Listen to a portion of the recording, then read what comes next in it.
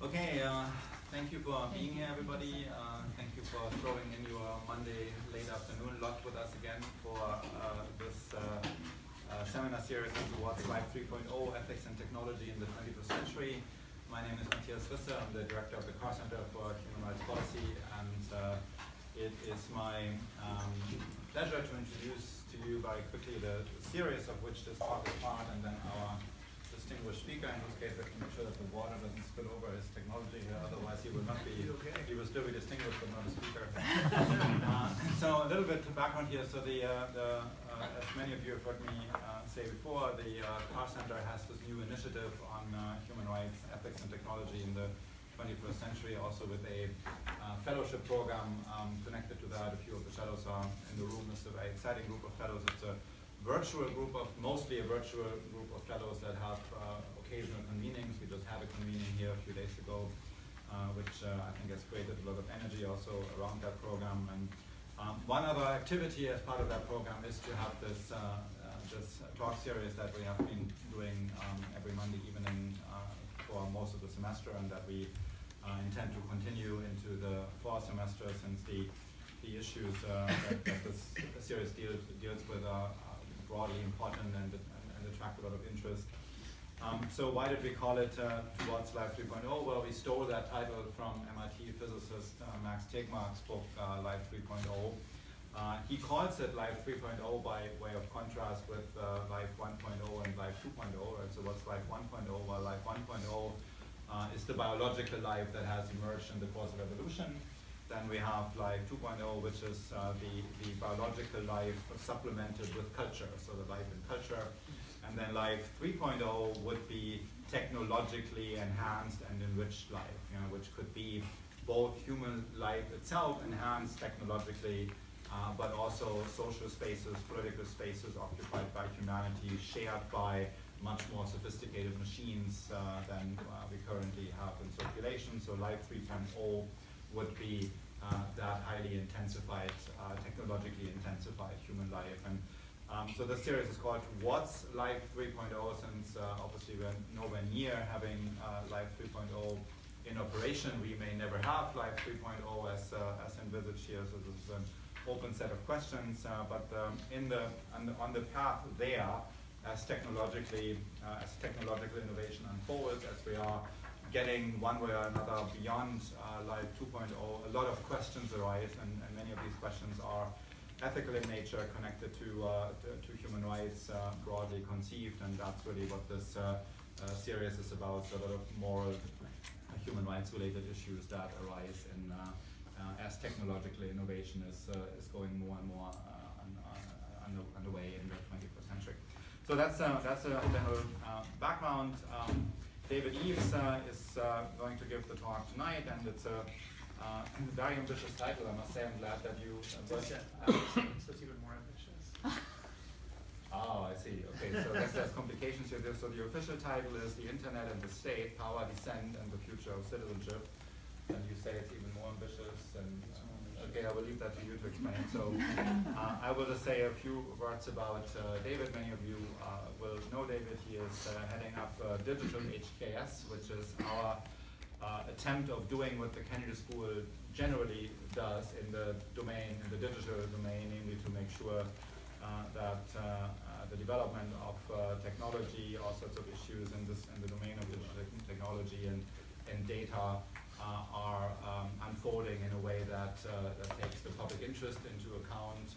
So that's where Digital HKS is based. And if you look at the list of topics that they're concerned with, and this also tells you a lot of what Dave Eaves is concerned with. So the list includes digital service delivery, government digital platforms, product management and design, governance of government technology, open data and data standards, and digital inclusion and equity. So that's the range of topics that they cover, that Digital HKS covers. It's also the range of topics pretty much that Dave covers, and on which he has done a fair amount of consulting, starting with the City of Vancouver, and then other higher level governmental entities in Canada, and branching out from there to doing a lot of consulting work with different countries around the world. He is doing he's doing just about because there is so much interest also in this kind of activity. So without further ado, please join me in welcoming David Eaves. So I've been now at the Kennedy School for 3.5 years, and we're at that moment where we're near graduation, and there's a lot of anxiety as everybody begins to think about what are they going to do next. And I then feel that anxiety on behalf of my students because I have them in my office every day, and I'm helping them think about what's going to happen for them. And it's caused me to kind of step back and think a little bit about what have I learned in the last 3 years of being here. And so I kind of first want to actually situate where I think this particular conversation sits within a much broader conversation. It's become clear to me, if I'm thinking about the big challenges facing the world, as I've spent 3 years here, there are basically three. There's the rise of China and what that means to geopolitics. There's the threat of climate change, which is the thing that will absolutely destroy us as a civilization. It won't destroy life, but it will destroy us as a civilization. And then I think there's a broad governance crisis around the legitimacy of a whole range of institutions, which you are particularly feeling if you sit in the Western world, but I actually think you're feeling no matter where you sit in the globe. And so when I think about kind of what those problems look like, the rise of China has been so well articulated by Graham Allison as the Thucydides trap, which is can the global order manage the rise of a major power? The climate change problem is a collective action problem. Can we organize an anarchical system to collectively act in a shared interest, which is not always easy? And then I think the governance crisis is harder because it's a whole set of legitimacy crises that I think are a little more distributed, but I think broadly organize themselves around particularly a legitimacy crisis of democracy and a legitimacy crisis of even capitalism. Those are very different on your climate change. I see like there's runaway climate change which will kill us all, and the rise of China, its very worst threatens nuclear war, if not maybe some economic crises, and maybe at its most delicate and most optimistic outcome, merely a reordering of the global order, of which rarely happens without a huge amount of violence, so we should all be pretty scared of it. So these three things I see as kind of being the dominant challenges of our time. And I spend most of my time, although I actually have an international relations background and I've done a lot of work in the environmental space, here at the Kennedy School, I'm kind of more fixated in this particular bucket. And if you were kind of to zoom in on that bucket of issues, you might say, okay, well, there's a whole range of issues that are around democracy, which is, is the welfare state a sustainable proposition? There's a huge number of issues around race and religion and equity. There's issues of kind of service delivery. Is the state even capable of delivering services effectively? And then how accountable is the state? And then on the capitalism side, there's this huge challenges around income inequality. I think kind of like the rise of monopolies, the wonderful book on surveillance capitalism, and really kind of a set of market failures that we're grappling with. And then there's some shared problems because, frankly, these things are often quite intertwined around, can we actually regulate new industries? What are we going to do with the decline of traditional media and the rise of social media? And I think actually more interestingly, part of all this, what is the level of civility in our society and how can we increase it? I'm Canadian, having talked to many politicians back in Canada, it's amazing to see the number of local elected officials who are resigning simply because the level of civility in the discourse, even in small towns, has declined so precipitously. They're literally just saying, screw it, I can't have, this is not the job I signed up for and I'm out. And I wonder if the same is happening in small towns, in other places where kind of, really grassroots people who would like to say, I'm going to do the right thing, I'm going to run city council, I'm going to run for mayor, are simply opting out because it does become uncivil to even hold those types of jobs. My world here at the Kennedy School, I tend to focus on several of these issues, but I've been particularly interested in how do we increase the capability of the state to deliver services as one lever of improving the legitimacy of that institution and trying to stave off what I think is this larger crisis of legitimacy around the state. So I just want to situate everybody about where we think we are, where I come from. My hope is that students find this particular view of the world helpful as you try to organize what you think are the major challenges of our time, and how the problems that you are addressing, whether they feel really, really small or really, really big, fit into what I think is a much larger narrative arc of our era. And when I look at all of these, it's clear to me that technology is a part, at least a driver, of some of these crises, particularly when it comes to legitimacy of these various institutions. When I think about the larger arc of history, one very simplified way I like to talk about this with my students is, I think there's a lot in our world that likes to be organized in curves that look like this, and that the arc of history is about changing curves that look like this into curves that look like this.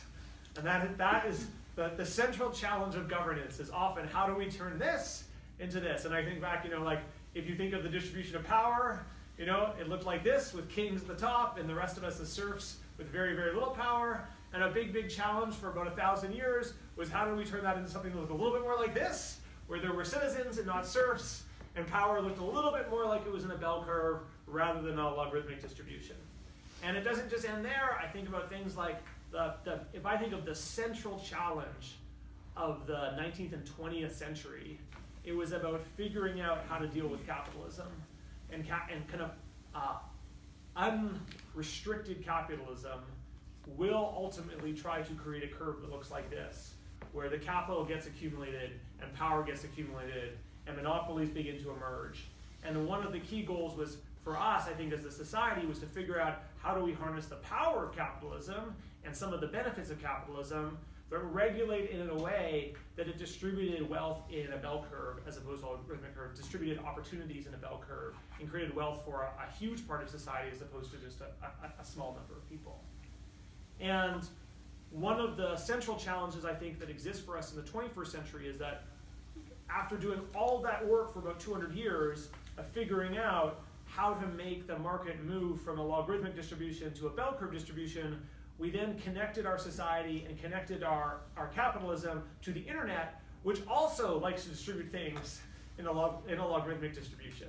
So if you think of even just the structure of the net, you look at kind of the way internet traffic flows, the most viewed websites, like a Facebook and Google, are orders of magnitude larger than the second most viewed websites, who are themselves orders of magnitude larger than the third most viewed website.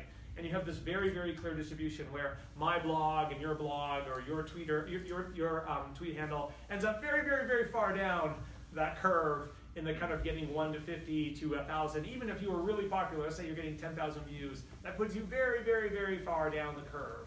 And so the internet has this driving function of moving things into a logarithmic distribution. And now we've married that to capitalism.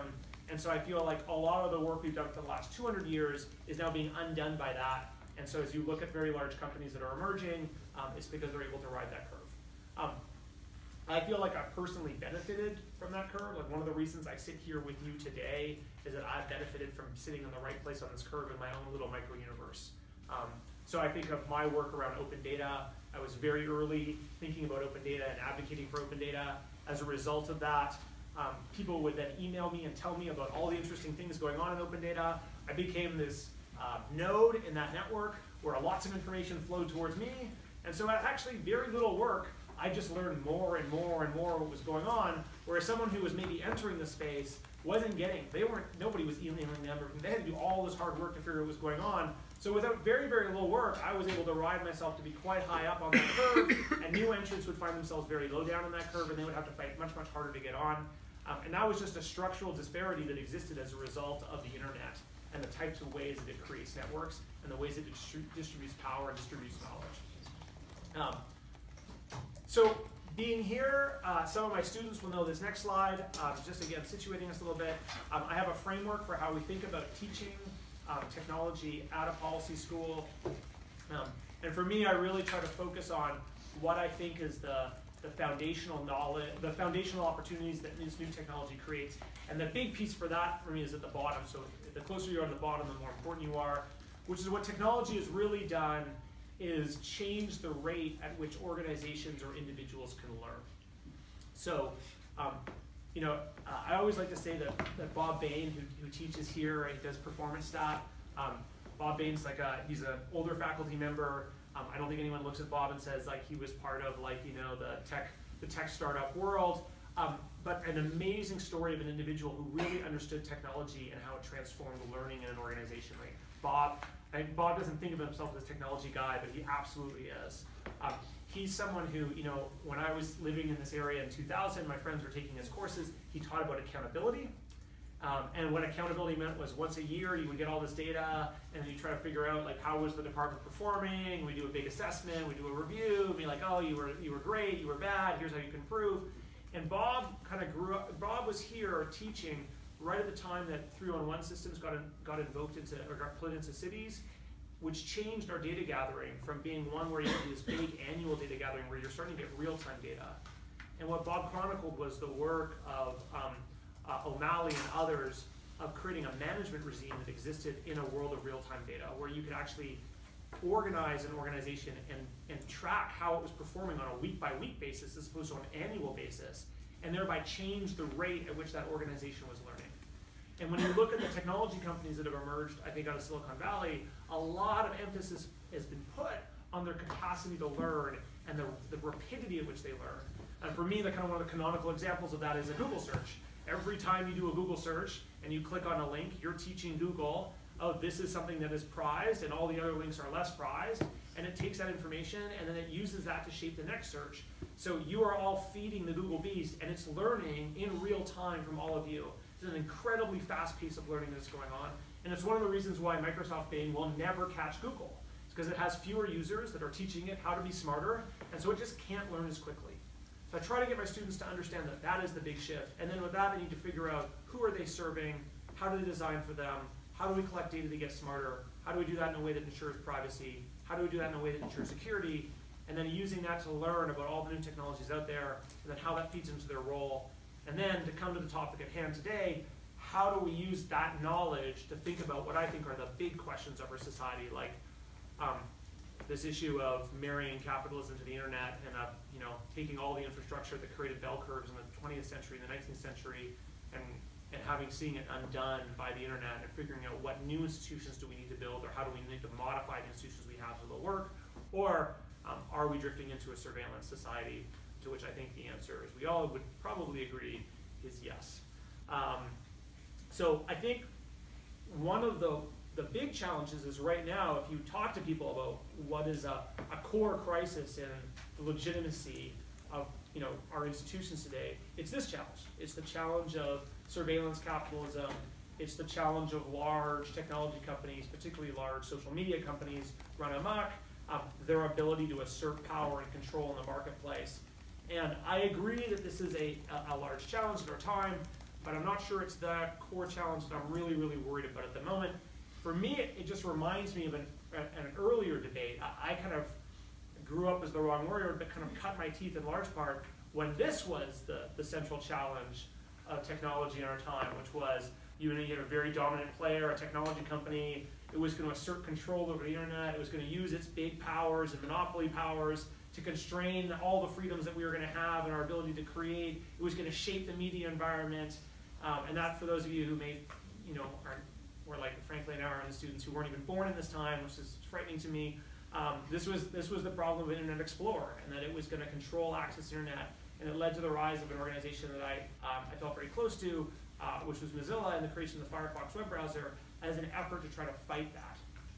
And that debate was very comforting to me, and I worry that the current debate we're in feels comforting to us because it feels like a debate of kind of companies versus some form of network public sphere, and that the good guys and the bad guys are very clear to us.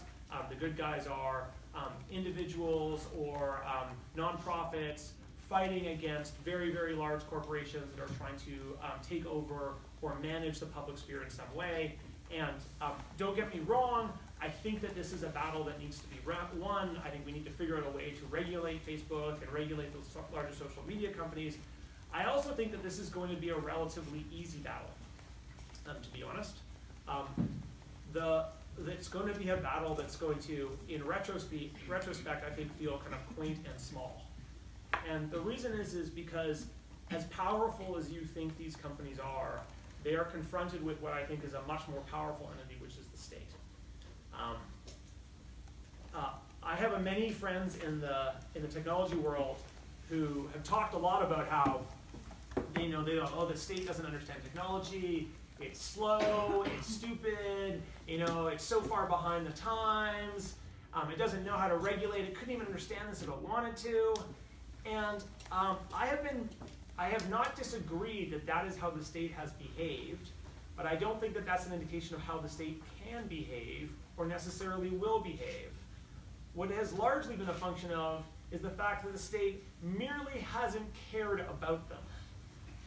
So for the last kind of 2 decades, I think, say my friends in Silicon Valley have said, oh, well, the state's irrelevant, the state doesn't matter. And I've said, no, it just doesn't care about you. And don't confuse those two things. And I think in the last 2 years, now our friends say, oh, wow, the state actually has incredible coercive power. Its ability to understand, maybe not all that clear, but I think it's working hard to understand it, and it's a closable gap.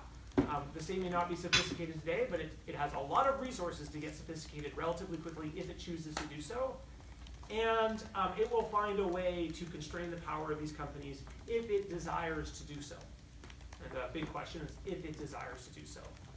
And I think our big job right now is to make sure that the state does do that, and that it does that in a responsible way, and in a way that aligns with the values that we think are important to us in the societies that we live in. Those values may differ from where you are, from place to place. I'm definitely interested in a Western view of that, but I'm open to the fact that there may be contention there, and there needs to be a dialogue about that. It's not why I'm worried. It's not to say I'm not worried about Facebook, and I'm not worried about Google, I'm not worried about Amazon, but those are not the main reasons I'm worried. The main reasons I'm worried have much more to do with a much longer historical arc I think about when it comes to technology, companies, and more importantly, the state. This was something I first wrote about like almost a decade ago. I wrote a piece called The Internet versus the State about 2 years before Snowden emerged on the scene with his claims. And it remains one of the most viewed blog posts that I have, and it's one I've been wanting to return to, and so it's one I'm going to talk about today. I'm originally a historian by training, and so when I look at the internet today, I'm reminded of numerous people. Like one of the people I really admire, Clay Shirky, used to always talk about like the internet as being kind of a new version of the invention of the printing press.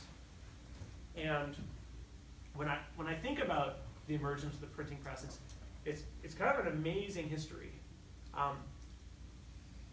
If you were going to try to think of an invention that was unbelievably transformative and that it was going to put power, knowledge in the hands of millions, if not billions of people over an extended period of time, the printing press is almost a better example than the internet. I mean, the internet's now maybe eclipsed, but historically speaking, the internet that printing press is the canonical example. And people would be prized by having these large libraries. In fact, this institution is founded, got renamed as Harvard because someone donated their library as like the thing that was made possible by the printing press, as this fact that was going to bring all this knowledge to us.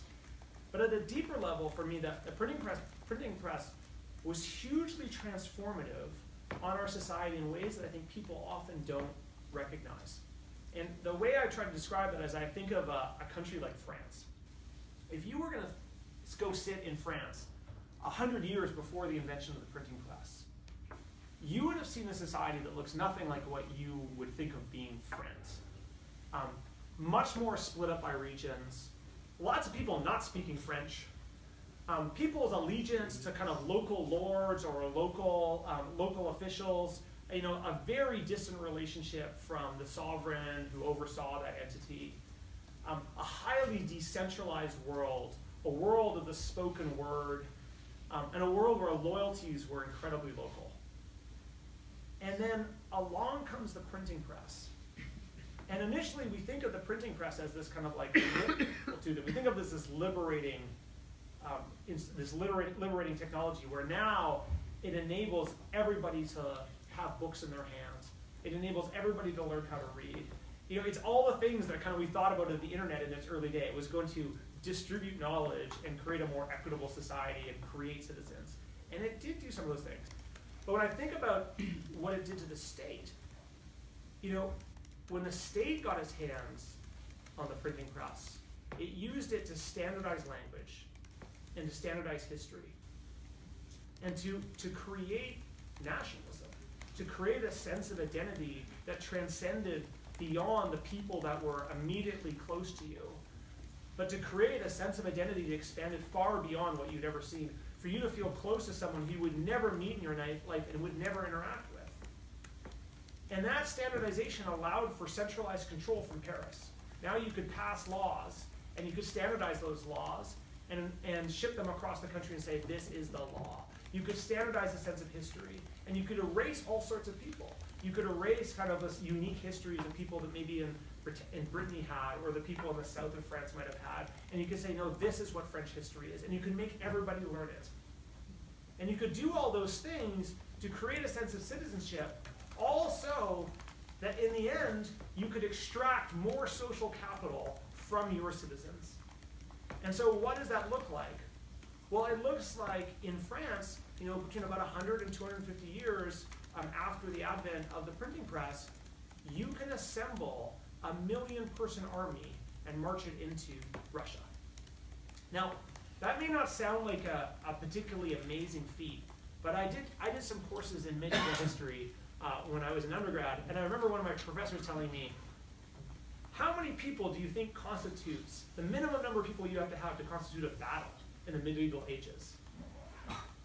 And the answer is 30 combatants. So when you see like the Battle of X or the Battle of Y, sometimes it's like Games of Thrones with thousands and thousands of people, but sometimes it's like 60 guys with their entourage duking it out on the back of their horse and kind of like hitting each other with steel. The scale at which this was occurring was incredibly small because the wealth was concentrated and citizenship was kind of held by a relatively few number of people. With the printing press now, all of a sudden, you standardized history, you made all these people feel French, and they felt part of something bigger. And you could educate them to do simple things in the military. And then you could march them en masse, and you could assemble them, and you could march them into Russia. This is a famous visualization of the march into Russia by the French army, which was actually militarily a complete disaster. It's an amazing visualization because what you see on the time, this is the march in beige and the march out in black, and the thickness of the line represents the number of people in the French army. And it starts off as 1 million, and basically 60,000 pop out the other end. And as you'll notice, the graph gets thinner every single time there's a river, and this is the march back through frozen Russia, and what you basically see is people crossing the river and dying because they fall through the ice and die en masse. But I can't express enough for you the transformation the printing press had when it ended up in the state's hands. So as powerful as you may think social media or technology has made private companies, and as powerful as the printing press might have made private companies, you ain't seen nothing yet. When you start to marry this technology to state power, I think we're going to have a completely different set of questions on our hands. And I don't think it is problematic to assert that the printing press made nationalism possible, and so made the very notion of the modern kind of nation state possible. If that's true, the printing press really hyper-powered the state and turned into something much, much more powerful than it had previously been before. So with that as kind of my historical arc, and maybe I'm deeply influenced by Imagine Communities by Benedict Anderson, which I think is kind of a wonderful portrayal of how nationalism created these sets of communities, and how much, and for me, the printing press played a key role in that. So where does that leave us today? Well, if you think that the internet is a vastly more powerful technology than the printing press, and if you believe that the printing press radically transformed state power and made it more capable of extracting capital, social capital, financial capital, whatever you want, from its citizens, then what do we think the internet might do to the state? And I think a lot of the times, we were initially, I think in the 90s and 2000s, I was very guilty of this, we focused on how the internet could empower individuals. So we kind of saw the internet as like the new opportunity to enable everyone to create a library, and that this would be this wonderful transformation where we'd all be great.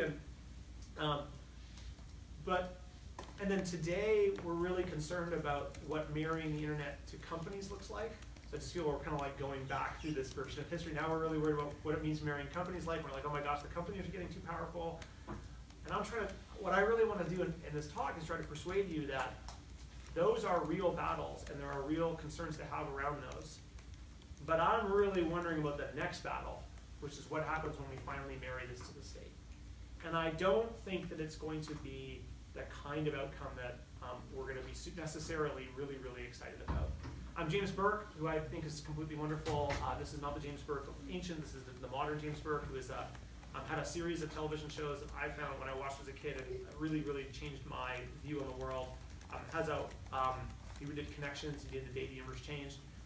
In 1979 has this wonderful monologue in the ending of The Day the Universe Changed, where he talks about how the microchip could lift the limitations of our society by forcing us to be constrained by institutions that existed really because we couldn't aggregate human knowledge and we couldn't aggregate human opinions. Is like, maybe we're going to live in a world where actually we can assemble everybody's opinion and where we can give people unfettered access to knowledge, and what I loved, he said, untested access to knowledge, and get us away from a world where knowledge was held by experts who then distributed it to people. You're really, in 1979, seeing ahead of this, but most importantly, what I love is he described this world as a world of balanced anarchy.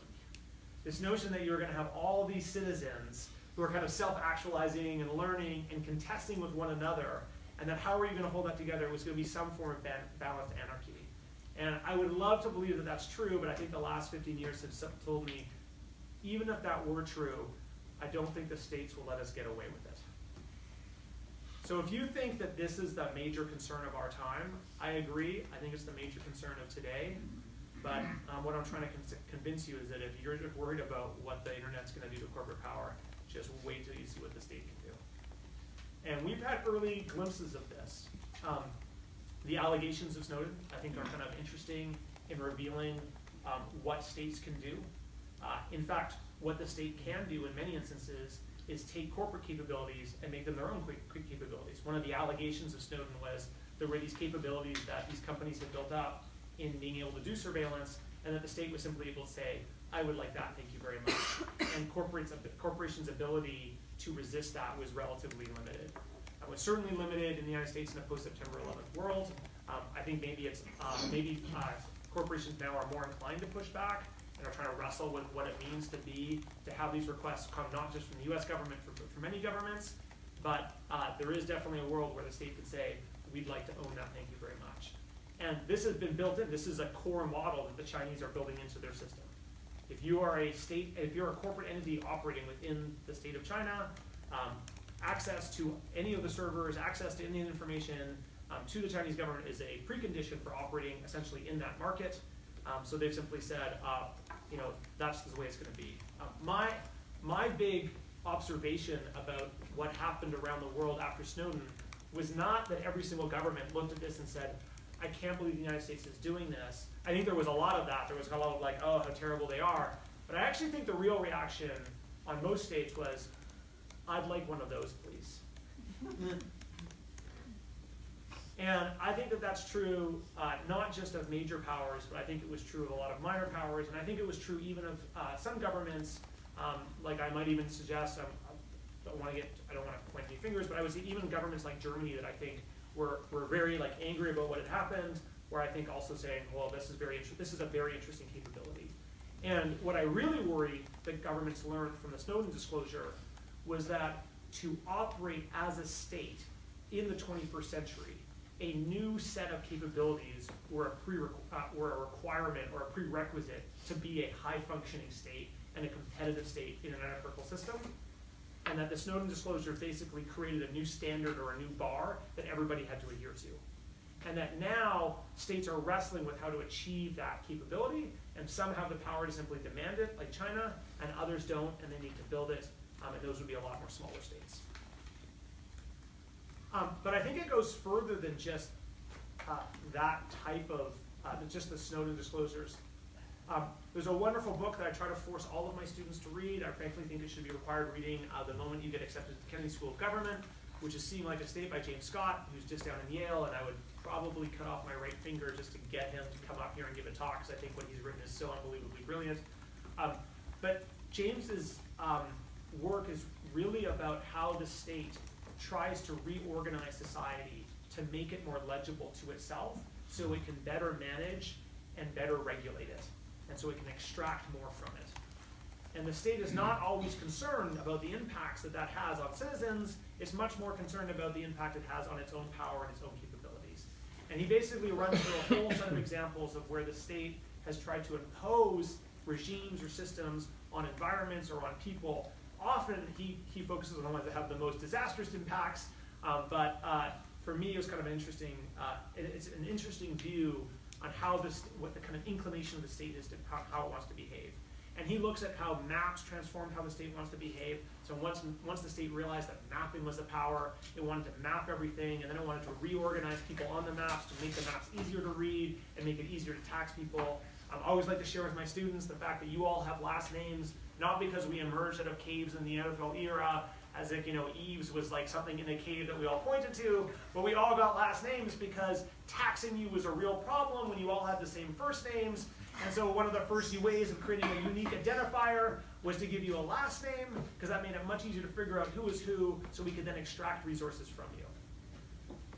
Digital technology, all things made a whole lot easier once you had writing, and made a lot easier once you had the printing press, because then you could really track people. Now, the next phase of that is to figure out how to create actual unique identifiers for everybody in the form of some form of digital ID. And this is where I get really concerned, because the world of James Scott is the world that we at the Kennedy School are basically often trying to create. And I myself am complicit in this. I talk a lot about the need for us to create a digital state. I want to increase the state's capability to deliver services. I think we have a legitimacy crisis. We don't deliver services nearly well enough. It's causing a crisis of people's confidence in the state. I want people to have confidence in the state because I actually think that would help have more confidence in democracy. And so what do I say? We need to create all sorts of digital capabilities. And I have this, I'm part of a number of people who think that the way you go about do that is reorganizing the state around the creation of all sorts of digital platforms. I will not get into all this for you, but come take my class. But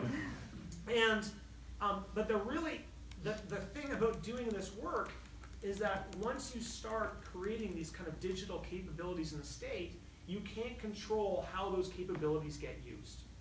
So one of the big projects that the World Bank is interested in, and I've written a case study on and I teach about here, is the creation of digital identities, of which India is maybe kind of the global leader in.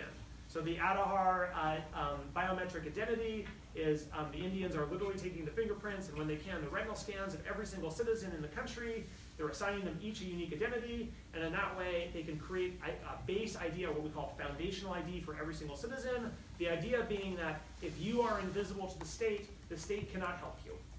And so this is a goal, the dual goal of this is to reduce corruption by preventing people from getting services twice, and to increase consumption by enabling the state to reach everybody, including those who don't actually have some form of ID. It's a hugely laudable project. And then Daniel Kenny, who is kind of like the superpower, like literally has done this out of nothing himself. It's truly an incredible story. Has this important critical line. He says, it really shook me. He said, you can't have property rights unless you have identity rights. Like all of the foundation of what you think of being wealth in the world that you live on really rests on the fact that you have a driver's license or some form of ID that proves you just take so much for granted. And so building this as a state capability it's laudable. I understand the drive behind it. But once the state has connected you to a unique identifier that it can then offer services around, the state's ability to behave like Amazon and to know everything about you, if it chose to, is also realizable. And when we wrote the Aadhaar case study, I kind of naively went in thinking, you know what, interesting project, probably a good idea. I bet you they did the tech wrong. They should have built it in a way that would never allow anyone to misuse it. Would never allow you, how do you build it so that you can't link people in ways they wouldn't want? And the conclusion I came out of writing the case study is, you basically can't, there is no control at the technology level. You can make it harder for someone to do something, but to determine a determined actor, a determined president, a determined bureaucracy can roll back any technological limitations you have put on this system and reorient it to do things that you wouldn't want to be doing. The only defense that we have is governance. Values, culture, but most above all, governance. And if we think that the technology has created new capabilities, my fear is that states will want to go and fill those capabilities, and that we will be pulled into them for all the right reasons. And I want to be clear, I teach students every single day that this is the North Star that we should be driving for. I see this as a vacuum that needs to be filled. I see this as something that needs to be done. And I'm enormously terrified about what we're going to do when we get there. So, why am I terrified? Because I can begin to look at a future that partly I see already and partly I could see emerging, where a hyper-powered state has capabilities that maybe we're seeing and maybe that we're not seeing. And let me give you a few examples about what I think that hyper-powered state looks like. This is the oath that you take, sorry? Sure, military officers. Yeah, military officers take in the United States. And I remember when I first gave my Internet versus Society talk at food camp, like several years ago, a military officer came up to me afterwards. He said, this was really, really interesting. And he said, you know, and he pointed this out to me, and he goes, when you swear as a military, when you swear in kind of as a military officer, you don't swear an oath to protect the United States of America. You swear an oath to protect the Constitution of the United States. And he said, don't think that the difference between those two things has not been debated at the highest levels of the US military. So when you're a US military official, what you are really engaged in is not territorial defense. You're engaged in mean defense. You're engaged in the defense of an idea. And if that idea is physically located on what we consider now to be the 50 plus states of the United States and the territories, so be it. But that is not necessarily what the mission of the US military is. It is to protect an idea. And I think this notion of kind of mean defense is a very, very interesting one. And it's one that the internet makes more complex and more interesting. And I don't think the Americans are the only ones who are thinking about that. I think a lot of societies are thinking about what mean defense looks like. What does it mean to protect their way of life? Not just the territory that they look at. And then what does the internet mean for that if the internet's about spreading or about the control of ideas? That's one axis that I think I'm starting to look at, and I'm thinking this is an interesting axis of competition, an interesting area of debate that the internet, I think, shifts, and we're only just beginning to see state power play in. Another is, what is the very notion of a citizen? If in a world of the internet, you could begin to assert control over people, not just within a given territory, but anyone connected to a network. And you see early glimpses of this. This was a very interesting article in The Economist about how the Chinese were viewing people of Chinese descent, but who had no connection to the Chinese state, as a kind of sort of form of extended citizen who owed some form of allegiance back to the Chinese state. A very kind of, to be honest, like a relatively racial view of what citizenship meant. And so you could even be second generation Chinese in America, but there was some sense that maybe you owed something to the Chinese state, some sense of obligation. And you can imagine a world where you are connected to a network via technology, where a state actor, a very powerful state actor, may be able to assert some pressure on you to make you feel allegiance to that pressure. And the Chinese are not the only one. There are only two countries in the world that assert extraterritoriality around laws, particularly like taxes, and that's North Korea and the United States. So you've got to pay taxes anywhere in the world. The United States kind of says you're a U.S. citizen and we don't really care where you are in the world. Right? It's a very interesting statement, and they're like, we're going to come tax you no matter where you live. That's a view of the world that becomes stronger and easier to enforce when you have an internet that allows you to track where people are. And that's kind of a second interesting axis for me, which is the internet and married to state power can change notions of what we think of as being citizenship, and who it applies to and how we would enforce it. The third is that the internet creates capabilities for state actors that are, I think, that make the printing press look mild by comparison. The printing press allowed us to track property and to track individuals more closely, allowed us to standardize history.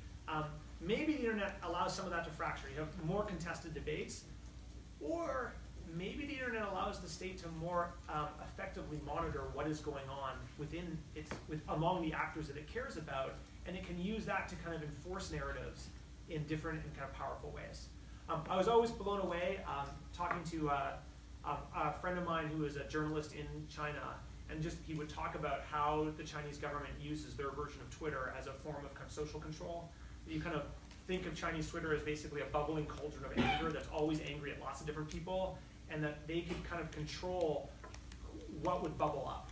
And so, when Bo Xilai was being attacked because he was a rival to the sitting president, he was like, you have to ask yourself, why is it that none of the tweets about the president flow through, but all the angry tweets about Bo Xilai do? And it's because they're able to kind of do a kind of form of selective censorship.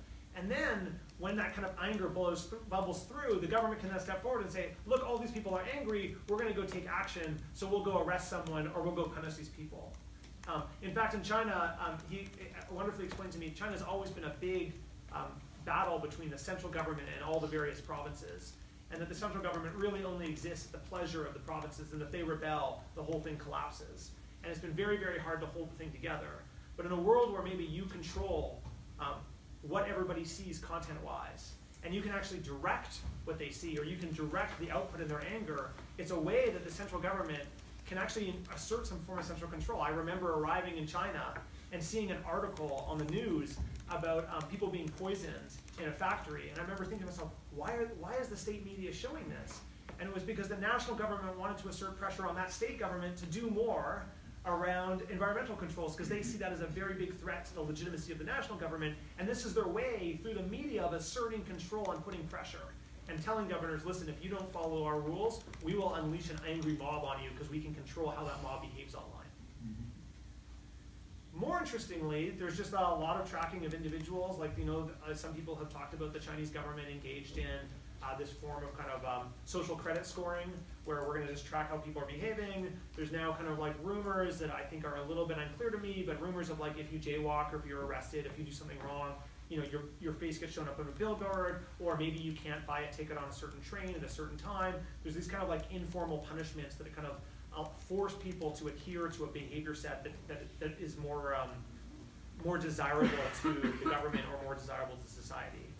And you may say, oh my gosh, this sounds totalitarian, but it's also not clear to me that if you did that, we do a lot of that already. Equifax is a form of us figuring out who's a good actor and who's a bad actor, and rewarding and punishing people for their behavior or on how they consume. You just think about hyper-powering Equifax and doing a bunch more things under a democratic control. Is that so far-fetched to see in our society? I don't know. I would like to think the answer is yes, but maybe my grandchildren will be comfortable with that. But I think we got to be thinking a lot about a system that looks like that. And the Chinese are exporting that system. There's the Venezuelan government has purchased kind of ID cards that I think are used to help get certain benefits. And there's a certain lack of clarity about how these cards are used and the data that's collected about them, and what the government's able to extract about that to identify, who are good actors or who are perceived as bad actors. And all of this matters for me because if we have these systems in place that are able to observe people and create feedback loops, what I'm really interested in, and the reason why I'm curious about the internet and the state, and most importantly, the role of dissent and citizenship, is that the role of dissent is critical in a democracy. And if we live in a society where we're under pervasive surveillance, and we're constantly asking ourselves, hey, if I go to this protest, or if I do this particular action, is that going to be traced back to me in some way that could punish me in the future? I think there's a slew of people who will simply say to themselves, I don't think I should go to that protest. And that level of conformity, I think, is very, very dangerous. And I think we could construct such a system, not explicitly in the way I think possibly the Chinese are, but surely through a set of decisions to try to create a safer or more socially coherent or cohesive society as defined by certain people in a democracy. and actually end up in a world where we have less and less dissent. And for me, dissent is absolutely core to the way our society needs to be functioning. So I'm very, very concerned about what the future of dissent will be in these types of systems, and whether, once we start to build these systems, whether we can actually then turn around and constrain the state. What will be our powers to fight back once these systems get built? And then maybe to kind of show you that I don't think that these worlds are so far out, we can see inklings of these things already kind of starting to take form. And everything from it's always funny, every single example people use about China in the United States, you can almost always apply to us, but in a slightly tweaked way, and think how different is it, and why are we comfortable with it? And I do think that the governance is stronger, or at least more independent, and more linked to democracy in a way that I am comfortable with, but it still, I think, behooves us to be critical about it. And I always remember when you think about central actors being able to use technology to assert themselves on other actors they're supposed to be independent of. I remember back when I was asked to go give a talk to all the police commissioners in Canada, and it was at a time when we were getting ready, in Canada at least, to pass a new surveillance law. And the police were very in favor of this law, and I could never figure out why. And I tried to tell them a story about how I thought this technology was going to fundamentally alter both their relationship with the central government and their relationship with the citizen in a way that I think we are not really anticipating and not really planning for. So when I think about the history of police forces, I think of police forces as, in their early days, as a distributed group of entities that were actually operated in relative isolation from one another.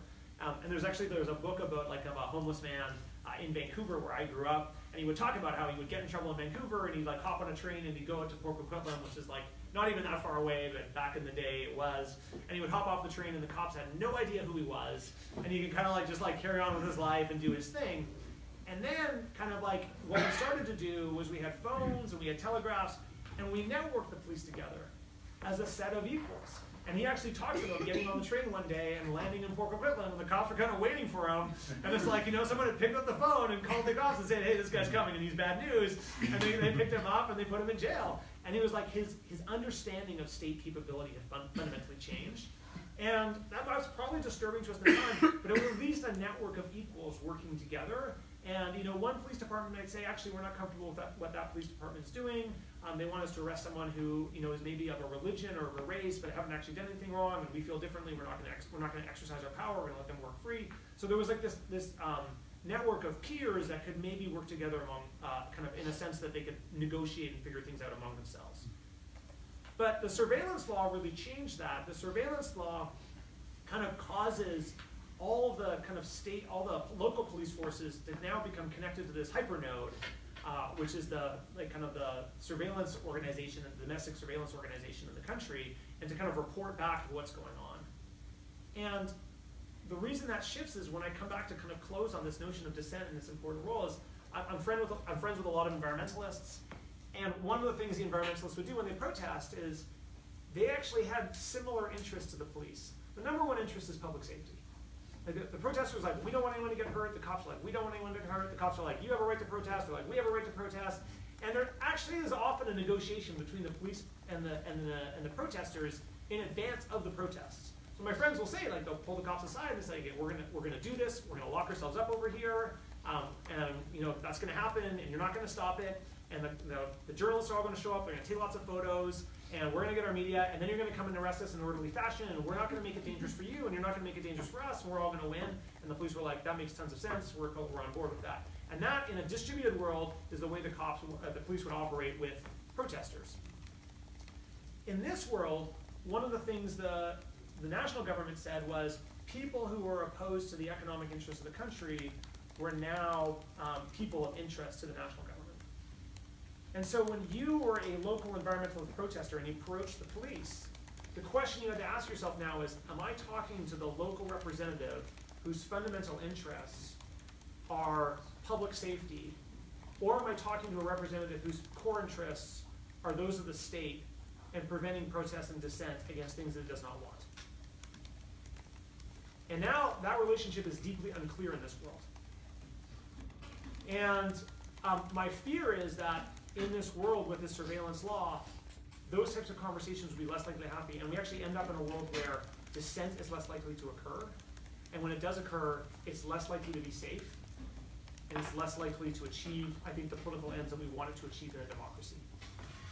And so, as we're kind of whizzing towards Humanity 3.0, I really want to press upon you that I think that there are challenges that we're facing today around the rise of this technology and its impact on individuals and its impact on companies.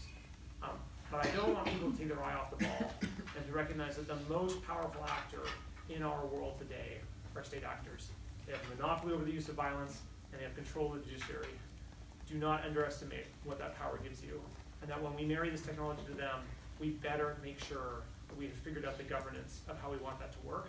Because if we don't, there was a lot of blood spilt on the way to nationalism and the organization of the Westphalian era. And I'm a little bit worried about what it would look like if we have to transcend to some new form of international order paired with this technology.